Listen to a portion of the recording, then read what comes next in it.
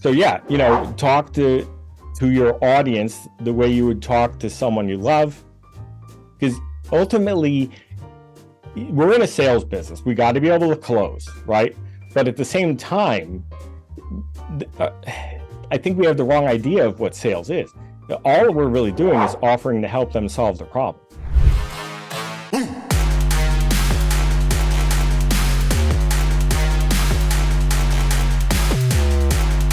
Because the management and transparency is what's very important. So once you submit a referral, you're going to have your own Home Advantage account, and it's going to tell you where everything sits. So if you have 10 referrals that you've sent into the network, it's going to give you all 10 referrals. It's going to tell you every milestone that client is sitting in, whether they're touring homes, whether they're in escrow. And you now can manage through the Home Advantage application as far as what your pipeline looks like for the referrals that you've sent. And so it's pretty sophisticated, and it's all click of a button, guys. Hey everybody, welcome to another LCA episode. I am happy that I finally get to do a webinar with a friend of mine. We go back and forth on Facebook for the past 5 years, but finally we get to do a cool webinar in LCA together. And I know that the stuff that he's going to talk about works, and it's going to help you in your business. So get your pen, get your paper ready, and let's welcome Bill Crane. Bill Crane, what's happening, man?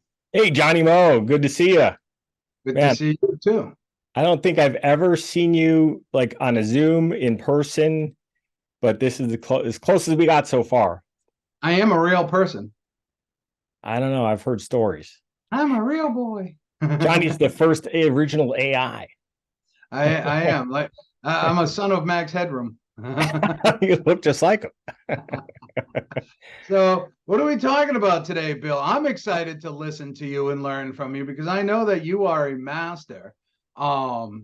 Crazy person too. I remember it was we had a cold snap 2 years ago. It was like minus 20 degrees in Chicago, and there you are walking the dog without a shirt on. And I know that some of that stuff's for shock value, right? But boy, you're crazy because you are in marketing, you're doing this stuff, you're getting results, you see what's working. What's working for you, man? What is your secret sauce? And well, one of the things that I learned over the years through coaching and training is that the people we're coaching and training, if we're lucky, they'll get to 80% of what we're trying to teach them. So if we teach them average, they're just going to stay below average. So like we have to be willing to do not only what they won't do, but that like things that nobody else will do. Like I just did an 8-day fast, and everybody thinks I'm crazy. But a while back, I learned a simple philosophy, and that is that discipline isn't required for anything in life, because discipline is actually a very weak word. We've been taught, like we're experiencing now how they're changing the meanings of certain words, right? But discipline has embedded in it struggle and potential failure. So I have no discipline. I make a decision, and once I've made a decision, it's already done, and I'm just traveling through time, catching up to that decision. So for me, doing that 8-day fast was very easy. Going out to 25 below was easy. Now, obviously, there's limits to the human body.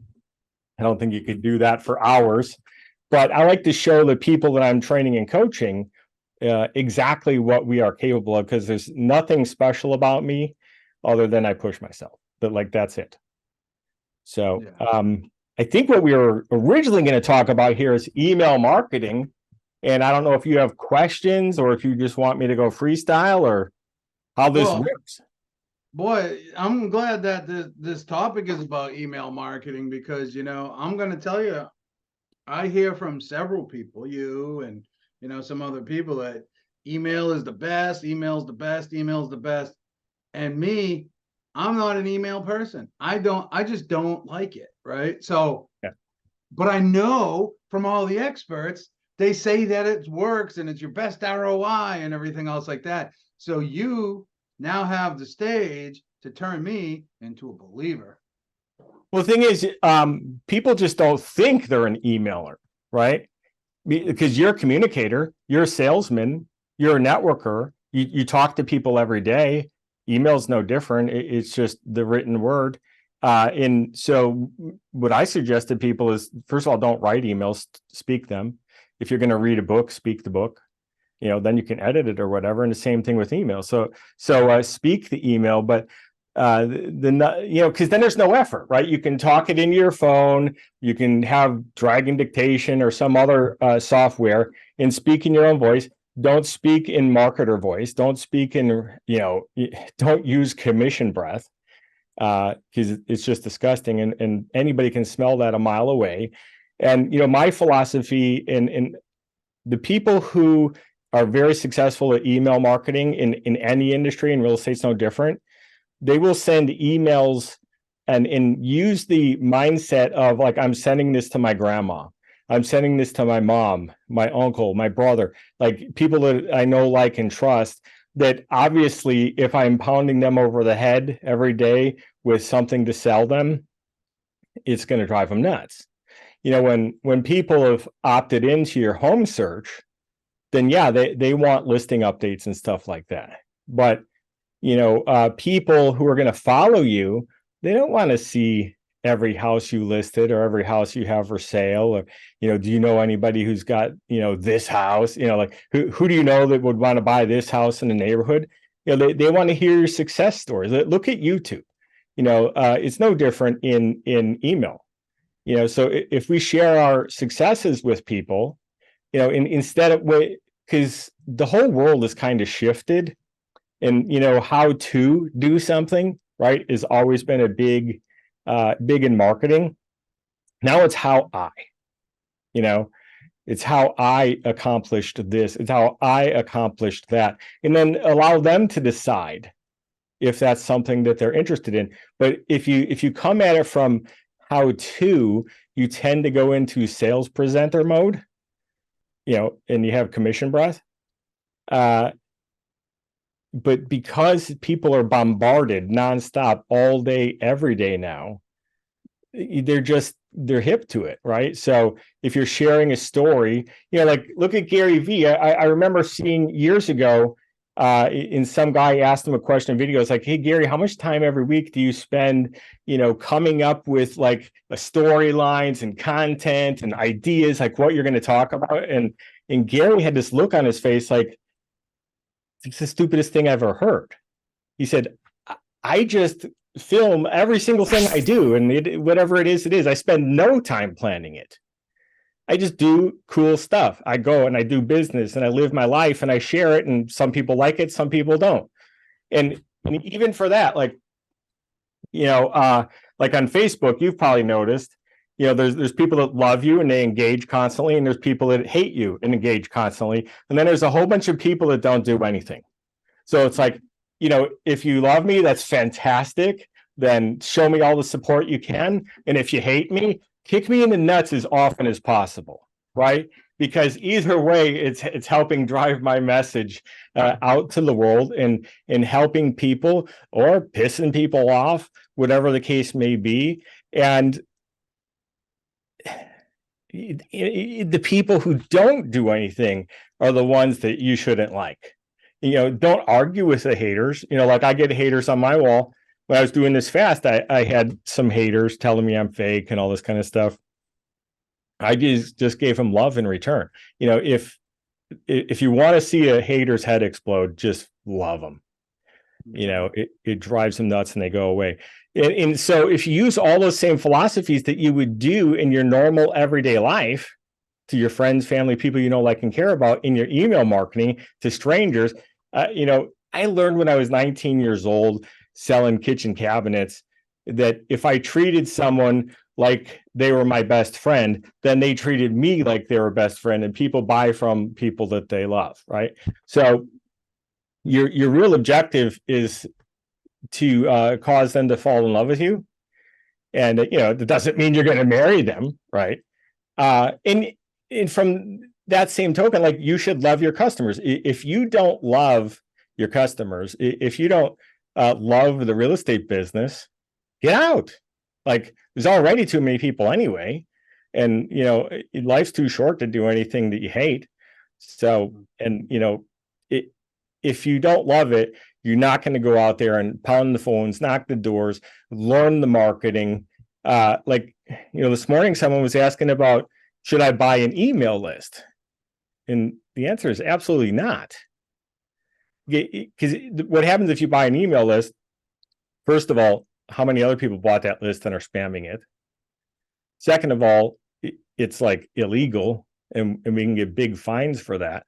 The fines might be rare, but you might be the one that gets nailed. And then the other thing, and by the way, I learned that the hard way. When I first got into this business, not this business, but I'm also in the software business. I bought a big email list, over 2 million people. And I thought I was going to be rich, just like everyone else did. I'm going to send out 2 million emails, and even if only 0.1% people respond, right? And then I thought, yeah, and I did it on my own domain, BillCrane.com, and I'm like, well, I don't want to like spam people and beat them over the head with what I'm selling. So let me start out with, and it was around Thanksgiving time, so I just sent people a happy Thanksgiving message. I got hit spam. All I said was happy Thanksgiving, from me, and that was it. And so many people marked me as spam that I burned my domain. And so then that's how I had to learn all this really technical stuff, because I've had that domain, and it's very valuable. Obviously, it's my name, it's my brand, pretty much since Al Gore invented the internet. Yeah. So I had to learn how to unburn it. And so Bill if anybody's out, what's that? You did it too? Bill Crane too. Oh yeah. Like it'd be like Brad Lee, do it, the real Bill Crane. There's a few of us out there, but hard to believe. But especially people that are going to buy a list and then do it on your own domain name, like you're just asking for trouble. Like, because you won't be able to send your current customers emails. Like, then you have to reach out to every single person that you're sending legitimate emails to, explain that you had a problem, and get them to please go in and into their spam folder, mark it unspam, and for the next. And I told people, like, I'm going to probably need to send you 100 emails over the next month, and please respond to every single one, because that's one of the things that people like Google check for. It's like, well, is anyone opening? First of all, are they opening? Are they clicking? Are they responding? And that's the gold. So if they respond, it's actually way better even than they click on something and then fill out your form. Like, responding is the ultimate. Then they believe then that's not spam and it's a good email because it's an actual communication. So, and then there's all kinds of things that most people have never heard of. And I shouldn't tell people to do this. So I'm going to tell people, don't buy lists and spam people. But if you're committed to that sort of thing, I've heard that what some people do is they buy a Gmail, not buy a Gmail, but they get a new Gmail, they warm that up, and they send emails from that. But the problem with that is you're not building your brand. You should absolutely have like a Google Workspace email so that you can have your own brand, like a johnmasilla.com or whatever your brand is, like I have billcrane.com. And because every time you send an email, you're building your brand. And then you also have to get really good at copy. And the easiest way to get good at copy is what I told you at the beginning, and that's just speak your emails. Like, most people aren't good writers, but they talk just fine. Sure. Because in school as little kids, we were told that we have to write a certain way. Like, I don't know about you, but I can't even read books like, I can tell when somebody spoke their book. Like, if it's written like a English professor, I can't read it. Like, I just give it away. Like, I don't know what's in there. Yeah, write it like you're writing to a sixth grader. And that's how I get everything. Exactly. And I'm not being mean about that, being facetious. You start using words like paralleliqual. I can't even spell the thing, never mind say it. And then somebody's going to say, what the hell does that even mean? Well, I love how, you were talking about, a political thing earlier. You'll notice that people like MSNBC and CNN, they use this word all the time, ostensibly. Now, no one, because they know nobody looks it up. They think, because people are going to think that ostensibly it means proven fact, because that's the way they say it. Ostensibly means that's not what bullshit. Basically, ostensibly means bullshit. It means that you're portraying something that's the truth that isn't. And they use it openly because they know people aren't going to look it up. So yeah, when people are using words like that, you got to ask why. And I think most people do ask why, and they don't understand it until it turns them off. Most people probably don't look it up. I do look it up because I'm a copywriter and I just love words, But so yeah, talk to your audience the way you would talk to someone you love, because ultimately we're in a sales business. We got to be able to close, right? But at the same time, I think we have the wrong idea of what sales is. All we're really doing is offering to help them solve the problem. So like, if anyone has a problem with cold calling, door knocking, email, SMS messaging, it's like, dude, you're just offering to help. Like if you have a problem and someone knocks on your door and said, hey, do you happen to have this problem that I solve? And they have that problem, they're going to say, holy crap, yeah, I was waiting for a guy just like you. And I've had that happen. And every single person who's knocked on doors has had that happen. Yeah. Let me ask you a question, two questions, really. Yeah. One is, while we're close to the topic, Manny is asking, how did you unburn it? Is there a way to improve a domain that may have been marked spam? What are really good open and click-through rates for real estate? So can you dive into that a little bit? Yeah, I believe the average click-through rate in the real estate industry is like 16%. But that's because people are spamming. You should be able to get close to 100% if you have a good list and you're not spamming and you're actually providing helpful, useful, or telling a story. Like, people love soap operas. So there's a soap opera sequence, which is, it's like Seinfeld or any soap opera that anybody's seen. What's it about? What's the plot? There isn't one. They're just literally sharing the fake lives of these people, but you can share your real life. Like what happened. And nobody wants to read a book, but it can be as simple as, like, I was out showing houses today and, I let the wrong cat in somebody's house. And this is what happened. I've done that 3 times. A lot of people, I'm sure, have done let the wrong cat in the house? Yeah, because it was trying to get in. I did that too, and then because both the cats looked the same, but one was boy, one was girl, and one was in heat and one was horny. And that's awesome. I was told, hey, do you want a kitten? No, I'm sorry. They both were calico. I mean, I don't know what to tell you. Oh my God. When it happened to me, there was no other cat. It was trying to get in. I figured that the realtor before me let it out on accident. Yeah. I let it back in. That's what I thought. Big signs, don't let the cat out. Okay. Then I saw the cat out. I'm like, oh shit. Nobody said anything about letting the neighbor's cat in. One of my agents ran a cat over. Yeah. For whatever reason, the cat went to sleep behind its tire, and that was the end of the cat. I hear you. So 60% or click through. Manny says 60% for open. No, not 60, 16. 16 is the average click-through rate for real estate. 16 is it's like practically nothing. But that's because we're using spammy titles. And drip campaigns. Let's talk about drip campaigns. You're a copywriter. So, yeah. And we're going to go into 2 things right now, all in one. You're a copywriter. You like to write things. I like to write things. When I'm editing video, everybody that tells me, oh, I get AI that can edit this video for you, I don't like it. I never like it. I never like the look of it. I never like the feel of it.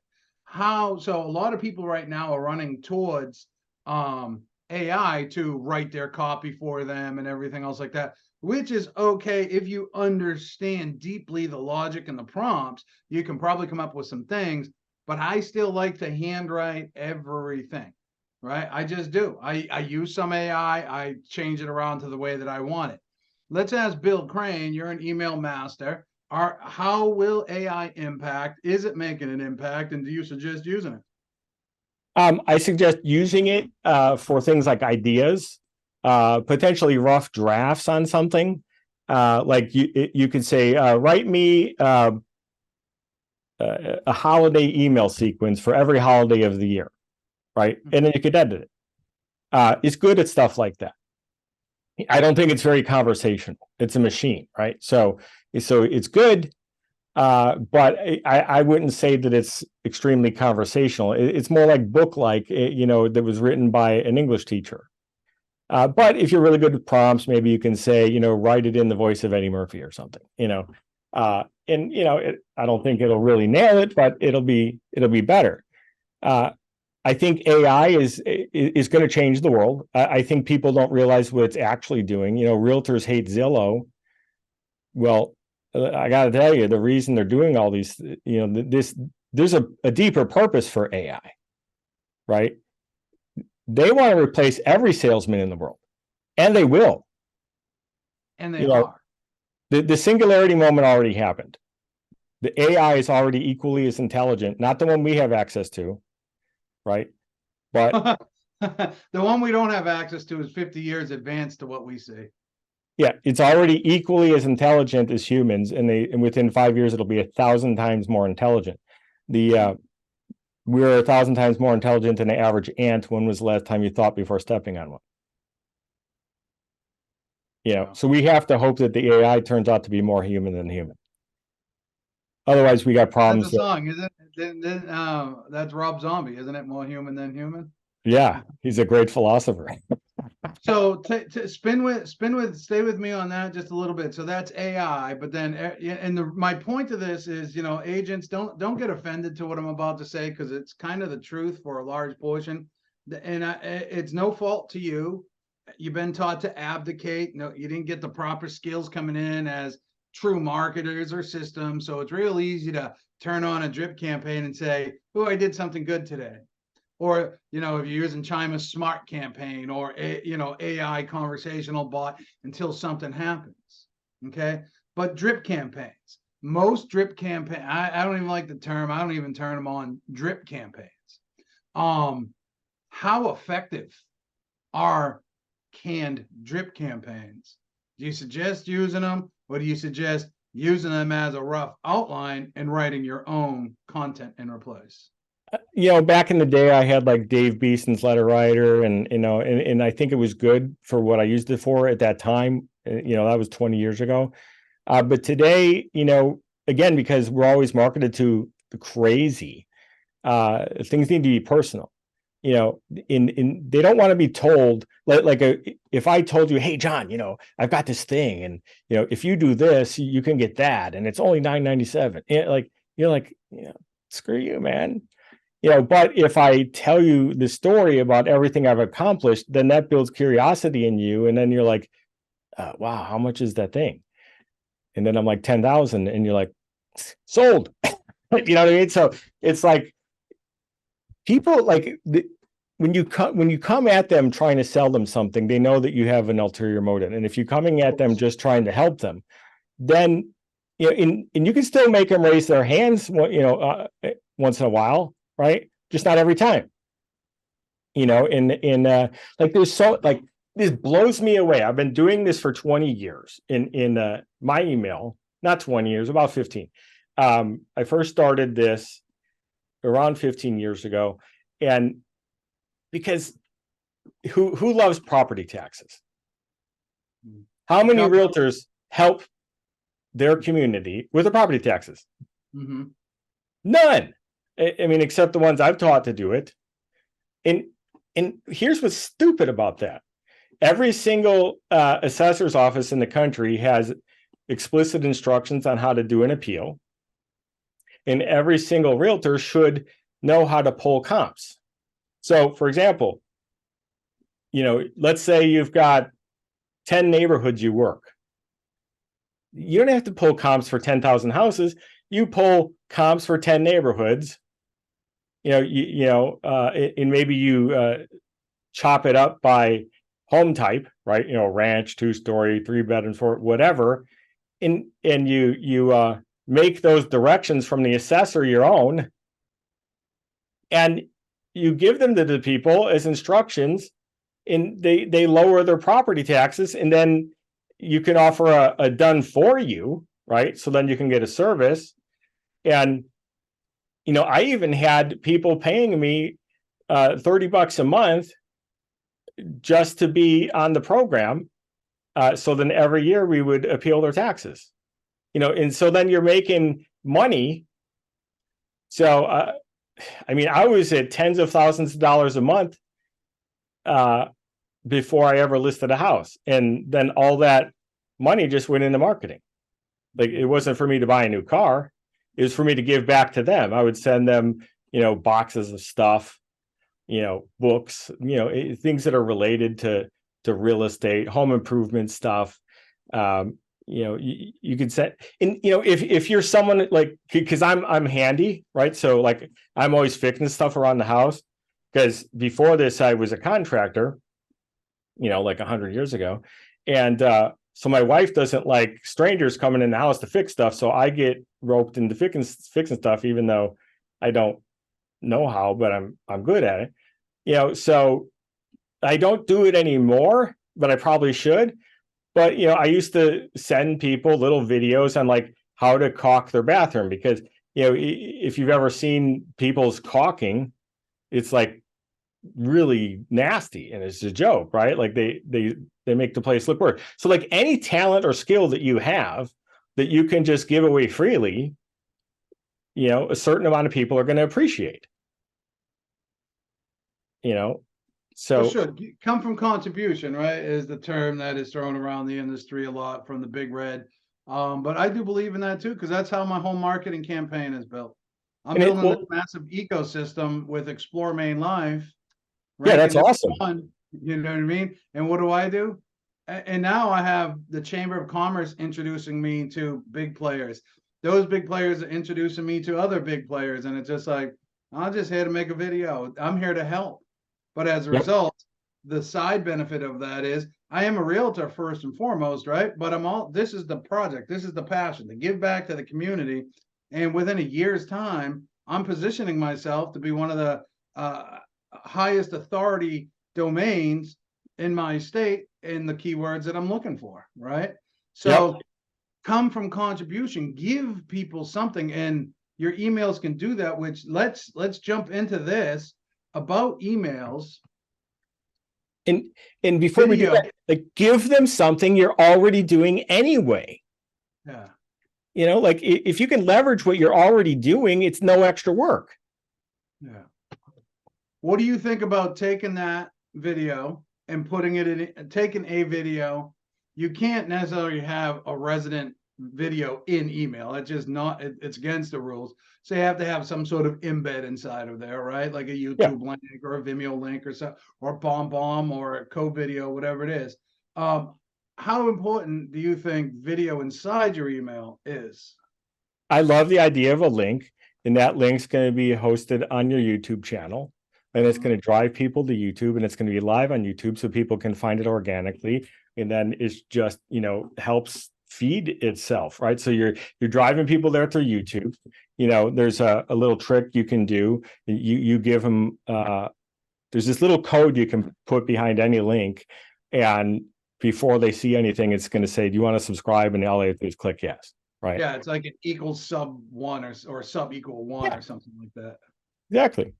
And you'll build your subscriber list and your audience.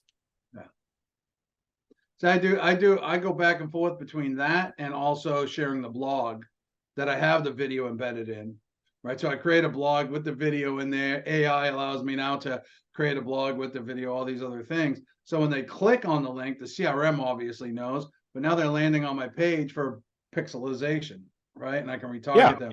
But you got to send them 1 or 2 places for sure. Absolutely. But Bill Crane is a fan of having embedded video inside. And I think that is the way, a good way to communicate too. Now, you're not sending just a video to somebody, you're putting some of your words in there too, right? Oh, absolutely. Absolutely. It depends on, your audience, and over time you learn your audience as to how long of your story should be. Some people like to read. Some people would much rather watch the video. I'm a big fan of just being myself, and the people who don't, jive with me they can go work with someone else, because I can't save the world. I can save part of it. I can't save all of it. That can only save me. I'm trying to save me first. I got my oxygen mask on, that's for sure. That's it. I got one oxygen mask and 2 spares. And after that, you're all on your own. You ain't coming to the camp. Exactly. No coordinates for you. Anyways, what's a couple things, because we only got a few minutes left. What's a couple things somebody can do now to better their email response? Would it be to clean up hard bounces out of your database? Spam, people who unsubscribe or spam you, clean them up. A lot of people I know are fearful of deleting people. And what I say is, I would rather have a small, strong tribe. And I think you're in the same mindset as this. But do you delete the hard bounces? Do you delete the unsubscribers? Absolutely. Okay. Yeah, I mean, what's the old saying? If you love someone, let them go, and if they love you, they'll come back. Yeah. Because like I see people in LCA, I've got 45,000 people on my list. No, you don't. And you don't have 5,000 Facebook friends either. It's like, let's be real with each other, because, I've not even, Tony Robbins, I don't think it's 5,000 likes on his stuff. So, you're getting 3 to 100. That's, if you're getting 100, you're doing pretty good. Yeah. So Manny's got another question here. Another question: is it good to send an email to a database full of online leads and say, hey, you can unsubscribe if you're not finding value in these emails? Well, you have to say that. Like that's part of the canned spam thing. Like, so you should definitely look up, the canned spam requirements, and maybe I don't even remember, but I think NAR has like a recommended one. And I'm sure you're getting emails from NAR. Just like copy the one that's there if you want to follow, their protocols. I'll get one from the president. I unsubscribe from all of them. Like, I don't know if it makes any difference who's president. No matter who's president, they're not in charge. Let's break an email down real quick, because I am, like I said in the very beginning, I'm anti-email. But I'm different than most people, so don't ever base your decisions on anything I say, because I'm often wrong. But I unsubscribe from 5 to 10 emails every day as I'm sitting there. I don't know where they come from. I don't know how I got on some of these lists. But let's go over the components of an email. You have your subject line, your preview text, and then how many lines? You don't want to send an email that's an encyclopedia. Where are we with an email? We writing a paragraph or 2? We writing something long like it's ad copy? Because I get some of these people's emails, and it's like, well, I need 2 cups of coffee to read this thing. Yeah, well, it's just like a Facebook post. Like some people write a book, and you read the first sentence, you scroll down, and you like it. You don't even know what it said. Right. So it's the same thing. Keep it short, keep it sweet. Leave them wanting more. Like that's the whole idea of the soap opera sequence. Like a soap opera or a good movie that's going to be a trilogy or a television show. Have you ever noticed like that? Like you're like, fuck, it's over, damn it, and then you have to watch the next one. That's how you end up, spending a day on Netflix. Because each one ends on a cliffhanger. So like you need to leave your email on the cliffhanger. So the most important thing is the subject, because obviously you want to get it read. And then you've got to have, an open and a cliffhanger. It's not really a close at the end, it's a cliffhanger. But, you always want to have your links that are going to drive them to wherever you want to go. And my philosophy is, list on purpose, work with buyers, or sell, whatever you want to call it, on accident. Right? Because if you get the good listings, you get the good buyers. If you don't, you don't. And the truth is, and don't get offended, anyone, but if you're not a listing agent, it's because you don't know how to sell. Period. There's no salesmen that are buyer's agents. There just isn't. Those are the people who said, I'm a consultant. Are you? how can you consult if all you've ever, and I know this might sound offensive to you, but I'm just saying you have to have experience evaluating the value of a property. And so if you can't effectively do that, which is what's required in order to really list the house on top of all the sales skills, how can you advise your buyer what they should pay? And that's part of the reason why, like, it's not just that buyers are crazy, but agents are telling people to overpay for houses. You know, make no mistake, the last couple of years, people paid way too much. This is one of the reasons I don't work with buyers unless it's like a referral or a past client that just won't let me refer them to somebody else. Because it's like, I can't in good conscience advise them to buy a house when the market's going crazy like that. I tell them to sell when it peaks, go rent, buy an RV, whatever it is you want to do for a few years, and then when the market drops, then buy. And I've done that myself several times. Because I'm older now. I know I only look 29, but Sell, baby, sell. That's what I say. The only thing that matters is sell. Like, we all have a scorecard, and it's called our bank account. Like, the awards that our brokerages or our franchises or whoever gives us don't mean dick. Like, I've got 2 Comma Club awards hanging on my wall. Like, I got a couple in boxes that I'd never even opened. I don't care. Like, all it matters is my bank account. You know? I don't even know what my Hall of Fame award is. Yeah. Wait, you sold X amount of real estate. I don't even know how the Hall of Fame thing works. Is it like those the $1 Million Club where some dudes got a referral fee in LA or something? What? Which one? The million in volume. Yeah. No, it's like, some of these awards are based on volume, and like, people think they're big thing. I mean, I've done over $3 billion in sales. Multi-million-dollar producer. Well, if you're not, you're not eating. And I'm not in LA. I'm in like the suburbs of Chicago where everything's dirt cheap.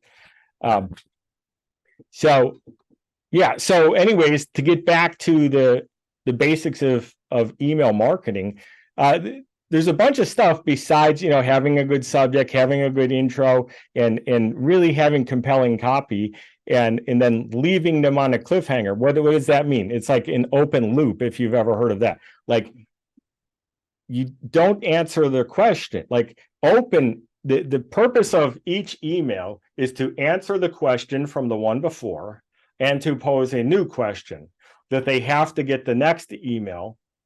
That's what a soap opera does. That's what a TV show does. That's what a movie does. And that keeps them wanting to open the next one. And if you do it that way, you'll get more open rates. But there's a lot of technical stuff you have to be cognizant of as well. Like, everyone should check out a thing called MX Toolbox. They've got like a free service that will tell you if your domain is been flagged on any of the people who watch spam. Like, the Sorbs is like a big spam like, it's like a reporting agency, right? Like, so one of the big ESPs like a Google or Yahoo puts you on a list, and then they tell everyone else.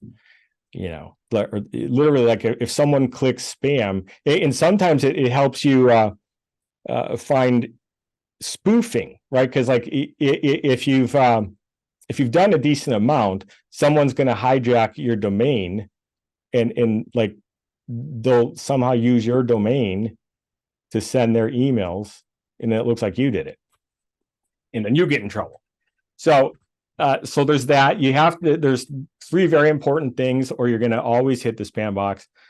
And that's why so many people just use Gmail, because they'll do it automatically. But if you're having your own domain, which you should, you have to have DMARC, SPF, and DKIM rules set up in your DNS.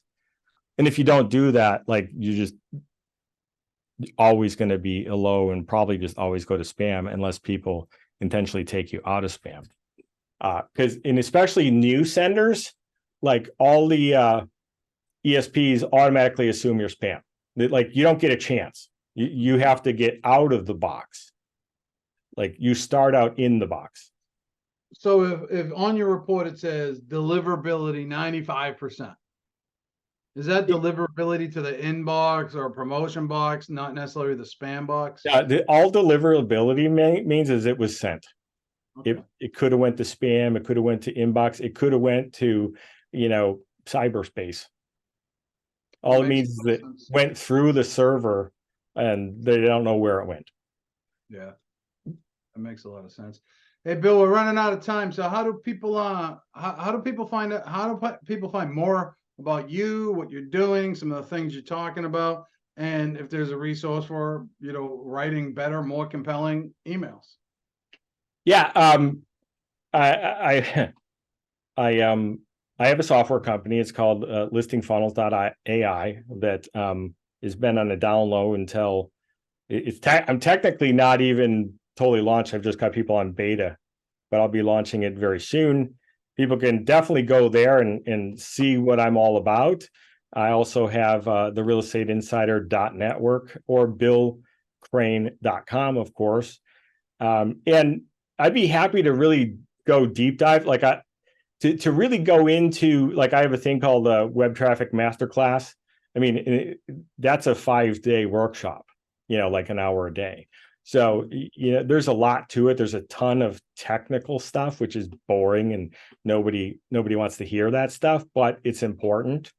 And so you either need to learn it, because most of this stuff is you do it once and then you're done. You never touch it again. Right. So as long as you can read instructions, you can do it.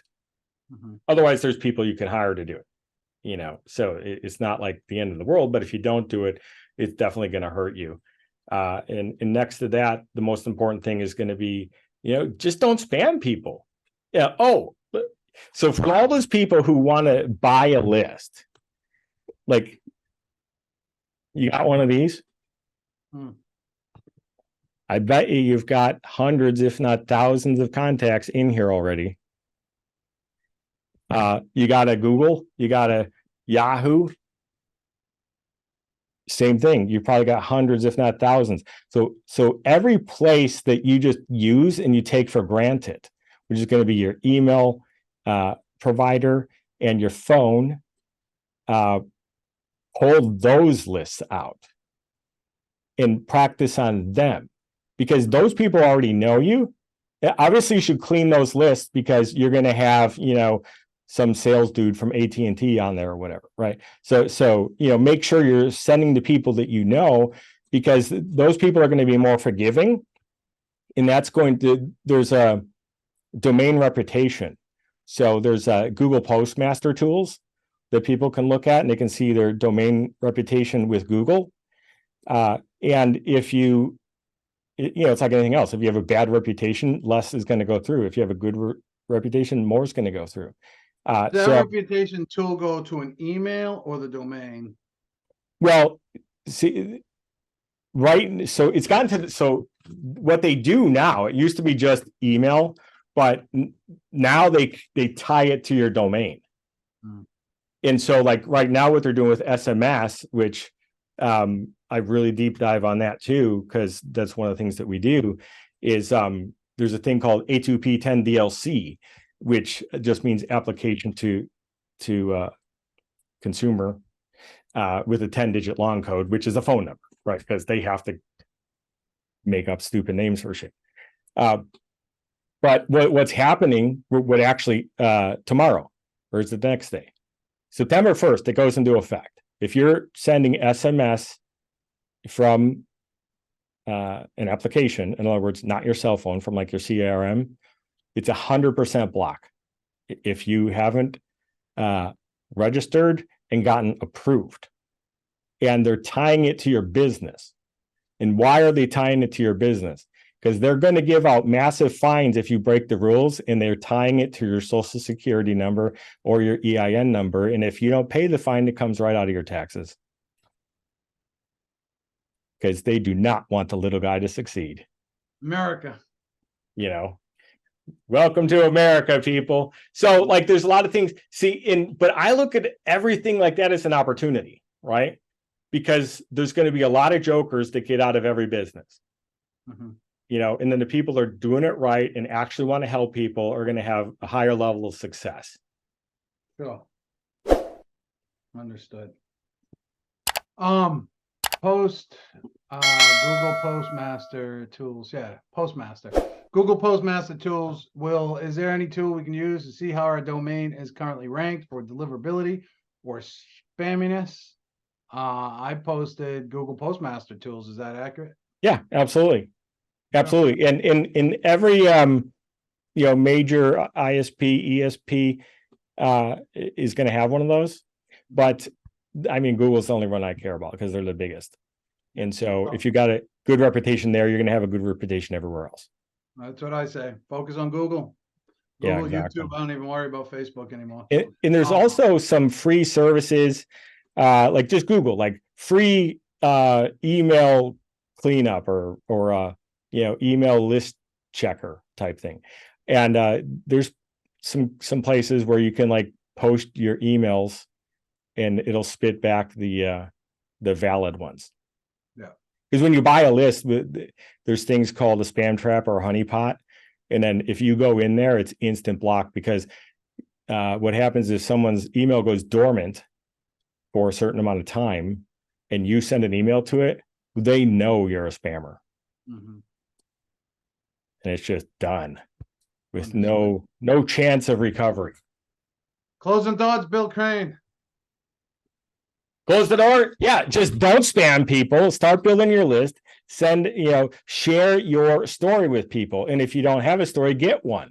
Like you might think you're a huge dork. I don't look good on camera or whatever, but I mean, you're probably married, right? So someone didn't think you were a dork. You've probably sold houses before, so someone didn't think you're a dork. You're good enough for all these people who love you in your life, so you're good enough for everyone else in the world. And by the way, there's some really, really dorky people that are getting like 5 million views of video on YouTube. So, just get over yourself and just, share it, offer to help people, with things that you're actually good at, right? Like if you suck at something, don't offer that. Offer what you're amazing at, and be the best in your community. Believe you're the best in your community and tell people you're the best in your community, because if you actually are, it's not being arrogant, it's humble, and you just come from a place to try to help people. Yep, that's absolutely. That's it. Come from that contributive place, be that person that they can trust and not worry. I was mentored by this dude, Ryan Follin, years ago. He created this communication method called the 313 method of communication. Now, you can use this in everything, but in this particular context, it was about presenting to venture capitalists. You got to be able to identify the problem, your solution, and who the ideal client is. Yep. And then put that into one sentence, right? And then into 3 connective words. Because what he said is most people in real estate is a classic example of that, is when somebody asks what you do for a living, you tell them you do real estate. And all of a sudden, instantly, they've prejudged. They already know. First question that they come back with, how's the market, right? That is always the canned question. But what he says is they're like bears. When you tell somebody what you do, they're like bear, bear, bear. And it's the same thing with our emails. It's our approach. You don't want the MLM guy to walk into the room and everybody's like, oh shit, Tupperware boy's here, right? You want, hey, Tommy's here, he'll help us. Tommy's here, he knows the right people. Tommy's here, he can give you that, you know what I mean? That right thing. So it really is, we have a habit of telling people what we think they want to hear. Yep. We tell them that because what we want is the outcome in return. Where if you just chilled a little bit and gave, the universe will reward you. Yep. More so. So yeah, come from that contributive place. Anyways, we're out of time. I'm getting a note here. BillCrane.com, listingfunnels.ai if you want to reach out to Bill Crane more. If you want to become one of his followers on Facebook, look him up on Facebook. He loves having you there and telling him that, he's fake and he's a fraud, and maybe you'll even and if you send me a friend request, I'm full. Just like look at my friends list. If you know someone who's a slacker, just give me their name and I'll get rid of them and make room for you. Always. And that's what we love about Bill Crane. There's no punches held back, and you're going to get it exactly how it is supposed to be. Anyways, y'all, thanks for watching here in LCA World, and we can help further. Reach out. Thanks, Johnny Mo. You got it. Thanks, Bill.